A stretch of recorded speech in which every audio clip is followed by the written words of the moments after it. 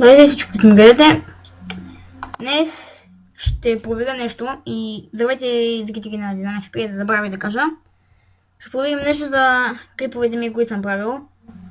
Клиент за епизод 1 нищо особено, малко псуване, който качих... Да фък, какво направих? Фак. Добре. Някой аз не знам какво правя. Така. Забелязах, че в двата поредни клипа, които качих до сега, освен този, по някое време на клипа той лагва и не продължава да върви. Не знам защо.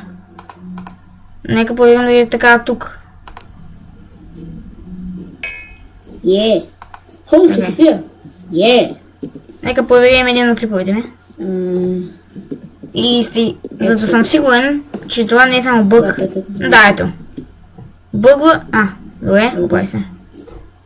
Много бъгва. Между другото в момента обработвам клип, който ще кача. Ето! Явно не е така. Аз мисля, че само аз така го виждам. Така. Извинявам се, че е лагнало и че не мога. Няма да го правя повече. Обещавам. Следващия клип, който ще кача, освен този, след този клип с извинение, ще бъде може би на Tom Clancy's Ghost Recon Phantoms или на този, който обработвам сега, който ще бъде на изненада.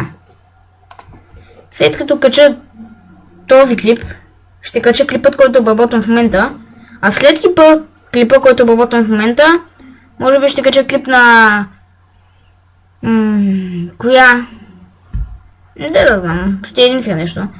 Само че имам Sims, Minecraft, Five Nights at Freddy's 1 и 2, Pro Evolution Soccer, т.е. PES 2014 и тази Tom Clancy's Ghost Recon Phantoms.